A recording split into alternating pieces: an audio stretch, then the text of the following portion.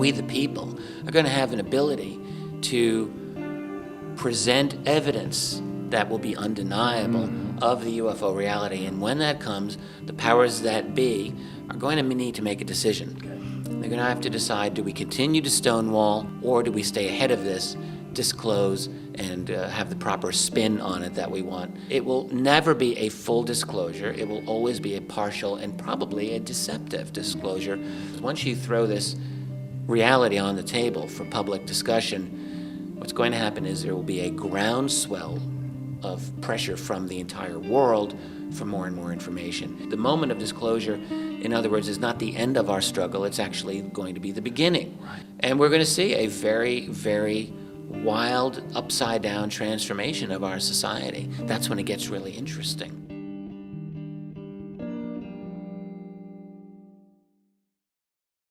Mr. Dolan, thank you very much for being with us today, sir. Thank you, Paulo. It's nice to be on here with you. Listen, tell us a little bit about being a UFO historian. Sure.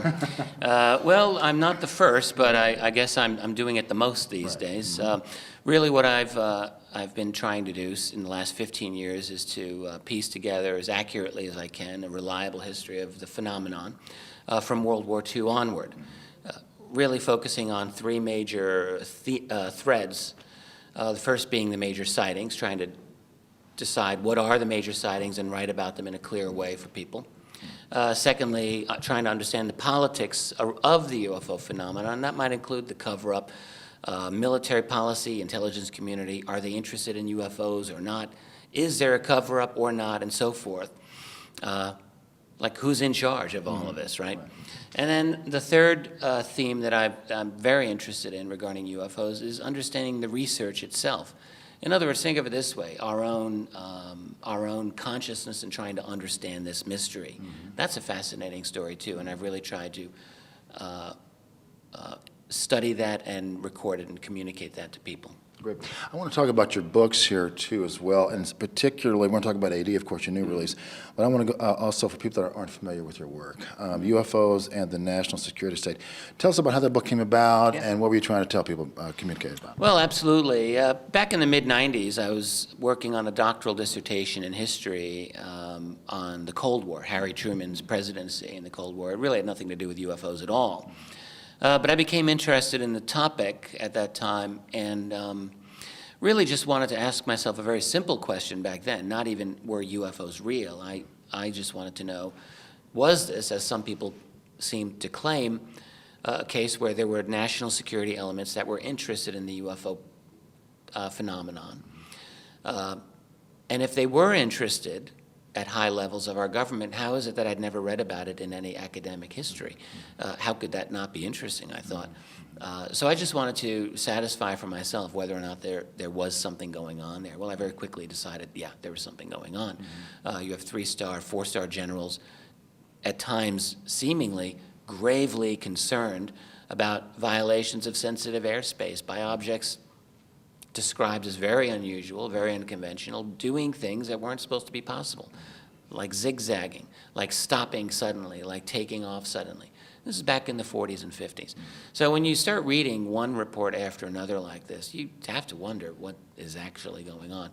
And that's really what got me started. As a result of that, I ended up writing for 2 volumes. I'll be doing a 3rd volume of UFOs in the National Security State. And really what these do is, as I just mentioned, they really describe the major sightings, the major policies and attitudes, as well as our attempts to understand this mystery. Now, one of the unique things about your new book, AD, After Disclosure, is there's so much talk about when are they going to disclose, and you portray a scenario. Well, okay, what happens after disclosure? It's interesting how that book came about. When you write about the UFO reality, when you write about the cover-up, as I've done, it's really not much of a stretch to ask yourself, okay, well, we're talking about ending the secrecy one day. There's a lot of people in the UFO field who talk about the necessity of disclosure, the need to end the truth embargo, or however you want to put it. But there's really been precious little discussion on what the world would be like once that secret ends, other than maybe some utopian comments about free energy for all, no more poverty, and so on. But really what I wanted to do is to explore what the world really is going to be like after disclosure, Yes. because it's going to be messy. Right. I got very lucky. About a year ago at this time, I started a very good professional relationship with my co-author, Bryce Zabel. Just so happens Bryce is a television producer, and he's probably best known for having created the TV show Dark Skies back in the late 90s. Okay. Yeah. Okay. Yeah, definitely.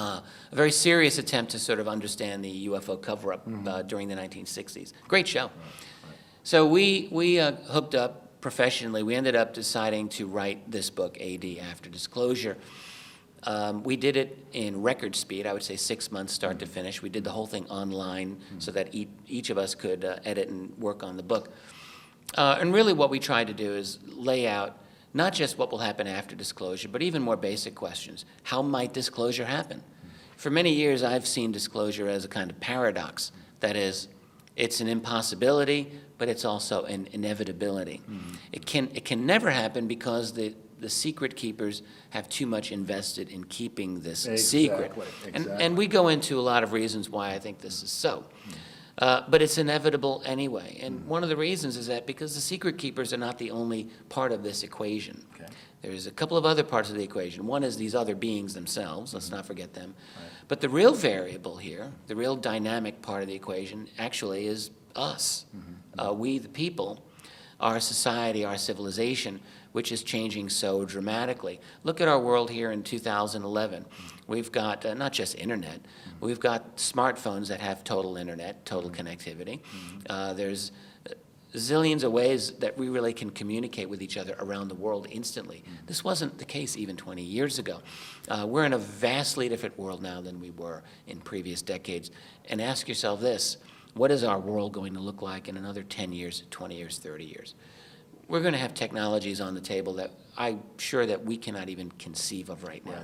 We'll have ways of capturing and recording anomalous data that we can't imagine right now, and we'll have ways of communicating it.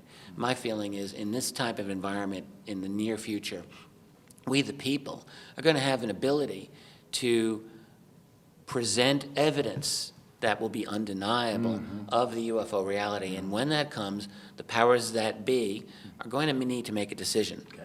They're going to have to decide, do we continue to stonewall and with the great danger of truly losing all credibility, or do we stay ahead of this, disclose, and have the proper spin on it that we want so as to kind of maintain control over the situation. I think that's what's going to happen. So disclosure won't happen in some voluntary, like as a gimme for the rest of us. It's not going to be like a gimme. In a way. Absolutely, and they'll be forced into it. And what that means, and what we really argue, is that it will never be a full disclosure. It will always be a partial and probably a deceptive disclosure, and not necessarily for the most nefarious reasons. Let's say you're the president, and you're now briefed on this reality, and maybe some of the things that you're told are pretty nasty. What if they are? You have to ask yourself, how much do I tell the world? You may not want to tell the world, yeah, abductions are real and we don't really know how to stop it. You may not want to tell the world, there are a host of other beings here and we really don't have a handle on them, but they seem to have an agenda here. You don't want to tell the world that you're about to replace petroleum as the main source of energy because we got something better, because there goes the financial markets and so forth. You don't want to tell the world, but you're going to be forced to, because what's going to happen is once you throw this reality on the table for public discussion, what's going to happen is there will be a groundswell of pressure from the entire world for more and more information. The kinds of things that we're now seeing in the Arab world and the Middle East, following WikiLeaks revelations about the government in Tunisia, sparking these riots. Things happen fast. They sure do. And public pressure can be a very, very powerful thing. And my feeling is that in a situation where the powers that be are forced to disclose, there's going to be an overwhelming amount of pressure from below for a full disclosure. And what's going to happen is that the moment of disclosure, in other words, is not the end of our struggle. It's actually going to be the beginning, where we're going to be trying to yank these bits of knowledge out of the deep, black, clandestine world. The other thing that I've suggested about disclosure is that I think it's unlikely that, say, a president will have a little gray alien next to him at the podium when he makes this announcement. Not likely. All right. No, I think what's more likely is that we'll reach a stage in our society where we have the ability to prove it but maybe not the ability to bring them down and put them on TV cameras. So in other words, a disclosure can be a very unsatisfactory scenario in the sense that scientists are going to say, well, look, you got to show us some proof here. And if you don't have a live being, then you got to show us bodies, you have to show us wreckage. So these things will have to be done, I assume. And we're going to see a very, very wild, upside-down transformation of our society. That's when it gets really interesting. And how interesting will it get? One of the questions people are going to ask right away is, wait, this is all real? How the hell have you been keeping this secret for 60-plus years? And that's going to lead to questions about the structure of secrecy itself, the nature of control over, say, our academic, scientific, political, journalistic institutions. Because after all, where have they been all these years? And that will undoubtedly lead investigations into manipulation and collaboration with those institutions and the national security apparatus, which, by the way, anyone who's studied this knows that there is deep penetration of all of those by in the intelligence community and the defense community. So that's already, but disclosure is going to open that all up. Then you're going to have more uncomfortable questions. People will be asking, probably within a day of disclosure, what about these rumors that you've recovered ET technology in deeply clandestine programs and you've been trying to replicate it? These are probably true, aren't they? Well, and so now it's going to be on the table where this is the president, presumably, or other responsible leaders are going to have to either parry this, or they're going to have to say, we're looking into it and I'll get back to you as soon as I get some information. The standard response. Well, it will be. In other words, one of the things they'll have to do is stall for as much time as possible. But see how long and how much are they going to be able to stall. But this whole idea of replicated reverse engineered technology, this is an important issue. Then, of course, there's going to be a question of, well, who are these guys? Who are the ETs? Yeah, right, exactly. Who are these other beings? What do you know about them? Do we have anything to be afraid of? Are we safe? Are they abducting us? I guarantee you there's going to be a lot of unhappy people who believe that they've been abducted. And don't be surprised if you see a variety of class action lawsuits against government agencies. Let's say you were an abductee for 20, 30 years of your life. You lived in this almost being unable to talk about this because you get ridiculed, no one believes you, and then you find out, wow, there's these people, they knew all along, and no one bothered to tell me, and I've been living in this trauma for all this time. Well, you might be ticked, to put it mildly. And so I guarantee you there'll be attorneys willing to take your case. Proving the abduction experience might be a difficult thing to do, but undoubtedly there's going to be legal action. There'll be truth inquiries, truth commissions. Congress will be forced, following the old adage of CYA, they're going to have to cover their own behinds, and they'll institute truth commissions to try to get at the bottom of this. It'll be an interesting political circus.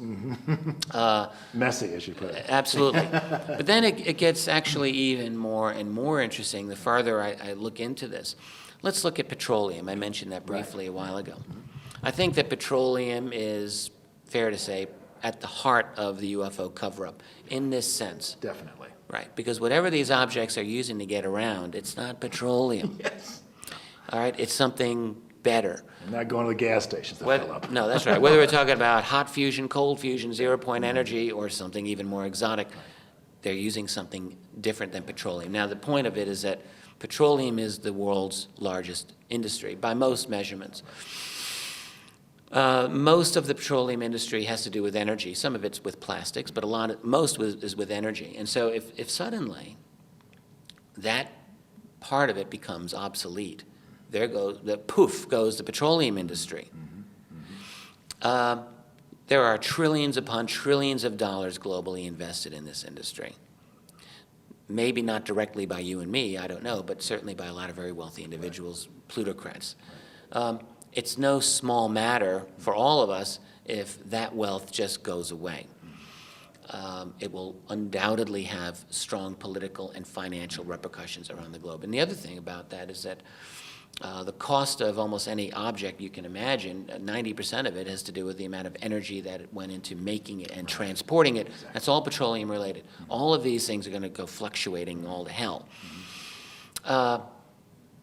the transition away from a global petroleum economy won't happen overnight. It's going to take years, but the point is that it will drastically change our fundamental energy paradigm. I think ultimately that's a very good thing for humanity. In the short term, it's going to cause a bumpy ride for us. But then it gets better still. We really went through a lot of as many facets of disclosure as we could in doing this book. How deep do you want to go in the rabbit hole, right? Yeah. And, you know, we discuss culture. We discuss the academic world. In terms of culture, one of the things that I think we decided is very likely would be a kind of a new version of the 1960s in all of its, you know, guts and glory. Think of it this way. You know, when we think of the 1960s, we think of being maybe kicked off by the assassination of President John F. Kennedy, and then you get the escalation of the war in Vietnam, you get the civil rights movement, you get a lot of unhappy people protesting for change. Turn on, tune in, drop out from Timothy Leary, don't trust the establishment, and so forth. The nation was really in a massive cultural clash in which some people believed anything now is possible. That was the 60s. It was a bit of a wild ride. I was a little bit too young to appreciate it. In a post-disclosure scenario, it will also start off with a shock. Just like with the Kennedy assassination, this will be the shock of disclosure. It will be followed by, very probably in many parts of the world, martial law. After all, there's going to be a lot of panic. Right. Not everyone handles these things well. Right. Guarantee you people will be stocking up on their toilet paper and baked canned beans, scarfing up everything out of the stores. And so there's going to be a lot of shock, a lot of unhappiness. There's going to be a reaction by a lot of individuals, I'll bet you many young people in particular, against the lies of previous generations, very much like in the 60s.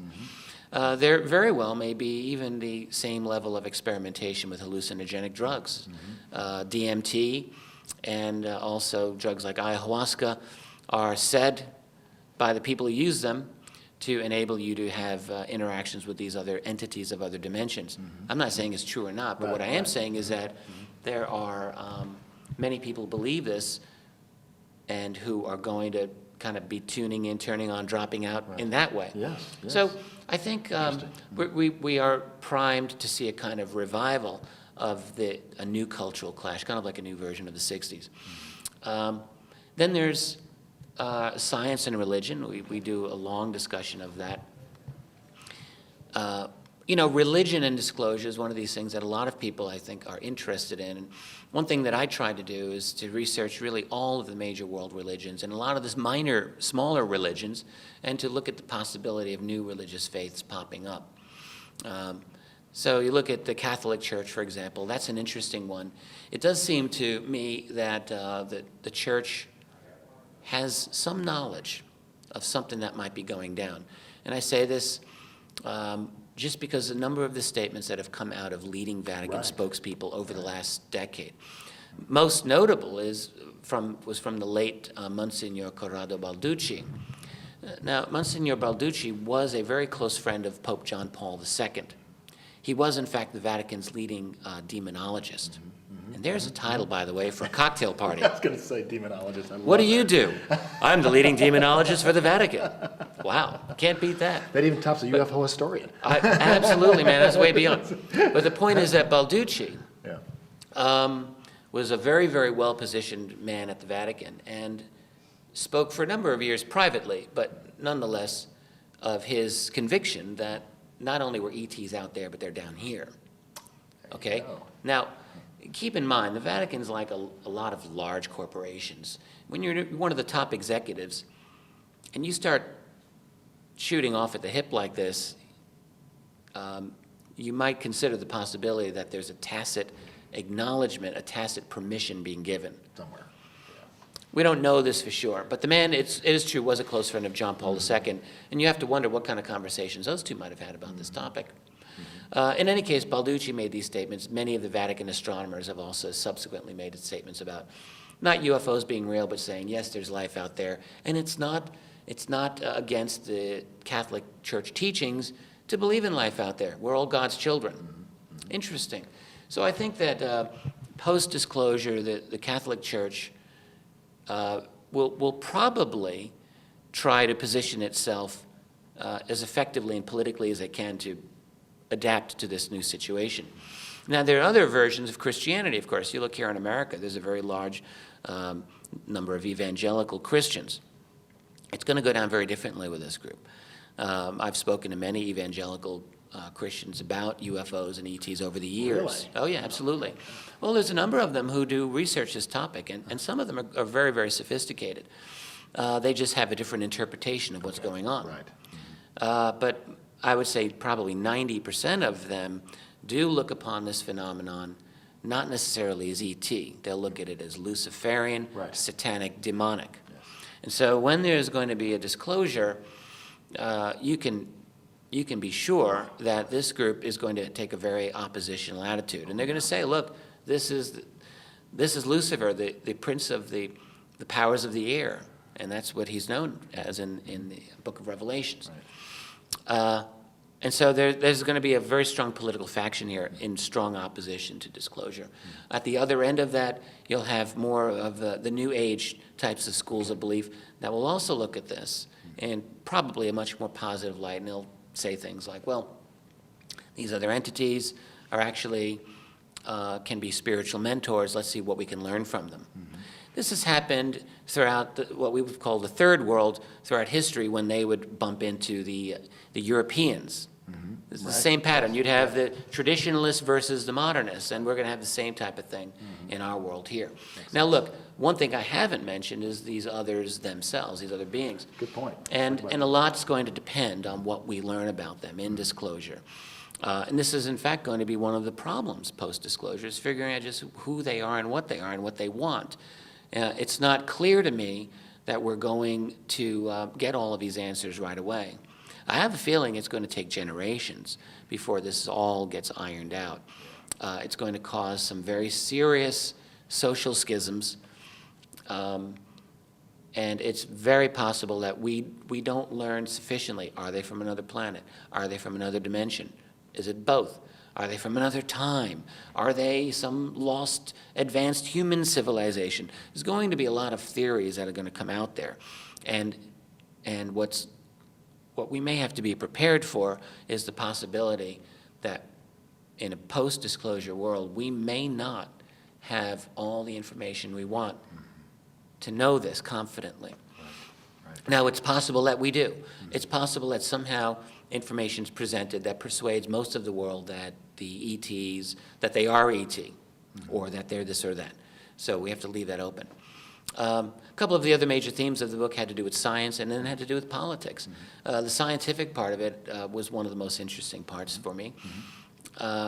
What I've come to feel is that as a result of disclosure, we're going to experience a serious scientific renaissance. Not that science is in the doldrums very much now, but I think it's going to be very much given a shot of adrenaline and then some. There's going to be a lot of new scientific issues that are on the table post-disclosure. For example, having to do with energy.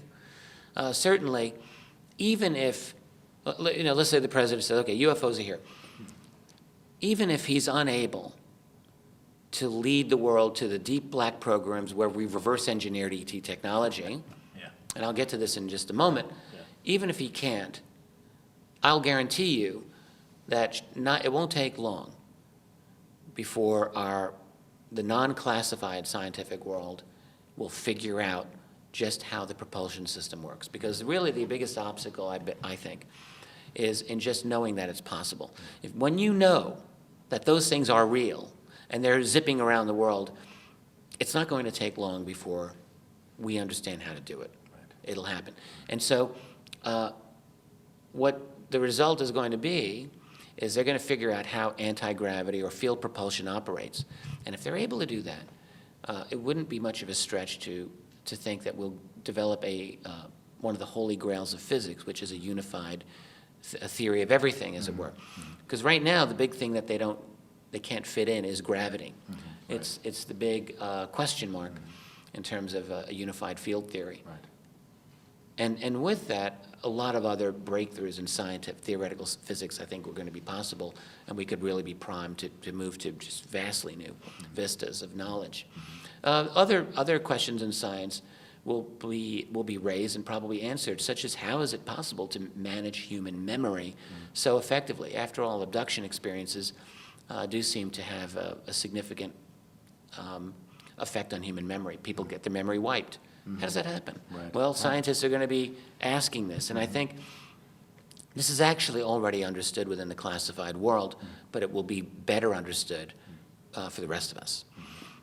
So I think there's going to be many, many issues like this in the world of science where scientists themselves are going to be very deeply traumatized at first. I think even more than people in religion. Yes. It's a common thing to say religions are going to collapse. Well, I do think in the long run, religions are going to be very, very different, but I don't think that the religions are going to collapse right away. I do think that the scientists in this world are going to be very, very shaken. And these are the people who, after all, have spent their whole lives adamantly denying that there's anything of relevance to UFOs. These guys, they take pride in being smarter than the rest of us. And they would almost all rather be accused of some unethical behavior than of being dumb, and then of missing the boat on the most important scientific reality of their lifetime. Right. And it'll be difficult. I think there will be a loss of confidence among many leading scientists, but they'll get over it, and they will get over it because science itself is going to be really rejuvenated by this. And then the final piece of this book is understanding the politics and how this all can turn out. And this is something that really, I think, is the thing that has always engaged me in trying to understand disclosure, and we save that really for the last major chapter. So, I mean, there's a lot of issues that come up here. You've got a lot of angry people. You've got a president who's on the spot here, who's going to try to on the one hand, appease the public, but also he's got to deal with this national security apparatus that has maintained secrecy all these years. And he's got to deal with a global community as well, an international community, for two reasons. One, if for no other reason than to transition the world in a rational way to a post-petroleum kind of system. And you need global coordination for that. And then two, if it is necessary to coordinate globally to meet the challenge of these other beings, okay? Right. Even whether these beings are benign or not benign, it still seems logical to me that we're going to have to coordinate globally to deal with that. So the president's going to have to be dealing with a lot of difficult issues. And I think that there's an opportunity here. Certainly, things can go really bad and dark in the sense that there might be a very great temptation to promote a kind of global police state so that people kind of sit down, mind their business, and do as they're told during this whole transitive process. But there's a possibility for another way, and this was important for me to try to make this case in the book, which is that a president could have a moment here, a moment of conscience, a moment of awareness in which he or she might decide we can take back power in the name of the people from the black budget world, the clandestine world, what I've sometimes called the breakaway group, something that's broken away from our formal legal structure. We can take power back in the name of the people and at the same time create a just global system based on legal guarantees for human rights and so forth. In other words, a kind of global version of the U.S. Constitution. What a moment. I think it can be possible. Yeah. I think that disclosure can be a trigger for that. Yes. I would like for disclosure to be a trigger for something that's done in a positive way. There are many, many individuals who are actively fighting the oncoming of the new world order and the globalism that's accompanying that. And I am very sympathetic to this. The kind of globalism that's coming into effect right now is essentially run by private interests that want to buy up all the resources of the world, water and all types of valuable minerals, really to have a plutocracy that owns everything else. That's not a globalism that any of us wants. But there are possibilities of doing this a better way. The answer is not, however, in splintering humanity. How's this going to be possible anyway? For the past 500 years, the human civilization has been moving inexorably toward a greater and greater interdependence with each other. We've been moving toward globalism for a long time. Right. We've already got transnational corporations that are vastly more powerful than most nations anyway. Yeah. How's, I don't know, Pakistan going to take on Coca-Cola or ExxonMobil or Gazprom or any of these other? They can't. They're not powerful enough. What is necessary is a global structure that is able to make these transnational entities abide by laws. And that, I think, can be sparked by an advent of disclosure, and it can be an opportunity to truly to create a better world, and one in which we can actually work together peacefully, internationally, toward dealing with this problem. The last thing I would mention about AD, one of the things that makes it really neat, I was lucky to have such an excellent co-author in Bryce Zabel, and he brought something to the table that I really wasn't able to do. I'm a historian, and I'm used to looking at this kind of conceptually, theoretically, and I think I was able to put together the structure of this book. But Bryce is a screenwriter. He's done television screenplays and Hollywood productions. And what he's great at doing is seeing people dealing with this as people. And so one of the things that we did is we put in between all of the chapters these little, I call them vignettes, these little slices of life, just to give you an idea of how certain people might be reacting in an AD world. So there's a vignette of a family and a mom and a dad and dealing with their kids in this new world. This is in the book. It's all in the book. It's all between the chapters. That's great. We have an excerpt. We wrote the president's speech in which he announced it. That's one of them. I see a movie coming. AD. Is that? Yeah. Well, this is it. I mean, Bryce is a guy he thinks in this way. So it was a really great learning experience for me. I think we taught each other a lot of things in the course of writing this book. It was a good partnership. What a fantastic story. So tell us, what can people do to help with against the impact of all this coming down? It's true. I'll give you an example. The negative impact, I guess, more specifically. Yeah, there's a lot of people who are not going to take this well. I had a conversation a couple of years ago with a woman. I was with my kids at a public library. They were a lot younger then. And she had a little boy with her, and for whatever reason, she had this like kids UFO book there. And I said, oh, that's interesting. I didn't really say anything about who I was. And she said, yeah, I really like UFOs. So we chatted a little bit more, and I let her realize that I researched this professionally. She got very interested. Right. She got very interested for a short while. And then about 2 minutes, 3 minutes into my little routine, describing the cover-up, the reality, and all of this, I saw her face just like drop and become like white, sheet white. She said, Really? yeah, she put up her hand. She said, I'm sorry, I don't want to talk about this anymore. It took me 3 minutes, and this very intelligent lady, she got deeply upset.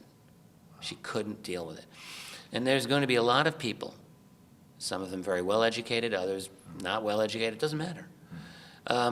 Some people will handle this well, others not so well. And so how do we prepare for this? Well, ultimately, I think there's no way that you're going to be able to prepare everyone to deal with this. It's going to be a kind of nasty little baptism by fire. But there's a couple of things to remember. One is that you cannot spend the rest of your life running in circles, pulling the hair out of your head. You can do that for a short period of time. Eventually, you've got to get back to work. Eventually, you've got to continue raising your family. Eventually, you've got your life, okay? Fate will allow you some measure of panic for a short period of time. But most of us are going to have to get it together, And we're going to have to go out there and deal with this in some intelligent way, in some rational way. And I do believe that after a period of initial panic by some people, things will settle down. Meanwhile, I think for most people listening to this, there's a couple of things that I would want to say. I have a message. At the end of this book, I have one final message, and the message is no fear. It's simple. It's 2 words, no fear. Right. And what I mean by that is, look, not only is it unwise to be afraid of this, but it's also not really a reasonable thing to do. People have gone through all kinds of horrifically difficult challenges throughout our whole history. We are actually a very resilient group of people. We're going to have a very difficult time of it in the future, but we're also going to have a truly new vista to open up before us. There's going to be negative things that we're going to have to deal with. Some of these other beings that I think are intensely interested in us do not necessarily have our best interests at heart. Now, I don't think that all of them are this way, but I think that some of them might be this way. So we're going to have a challenge here. But ask yourself this. If you're sleeping in your house and your house is on fire, but you're having this nice dream of hanging out at the beach, you're going to want to wake up or not? Now, the dream is really nice, Right. but your house is burning down. So at a certain point, we're going to have to wake up, Yeah. and we're going to have to deal with the situation around us. Yeah. And we will deal with it. Yeah. So no fear. Don't fear these other beings because, well, we have our own capabilities, perhaps, that we may not even realize. Don't fear these secret keepers. They're people just like you and me. And some of them, I do think, have been trying to act in the best interest as they see it. Others, not so much. But they're not omnipotent. And again, the revolutions in the Middle East are reminding us that even the most entrenched corrupt powers are not necessarily immune to the wrath of the people. And those revolutions are not done yet, and we're going to see how they turn out. And don't fear the future. We've got a resiliency about us that will enable us creatively to fashion a future for ourselves that just might be worthy of the best interests of humanity. A fascinating discussion. Thank you, Richard Dolan, for being with us today. And Thanks. thank you, Simon Apollo, and we'll see you next time. Thanks, Richard. My pleasure.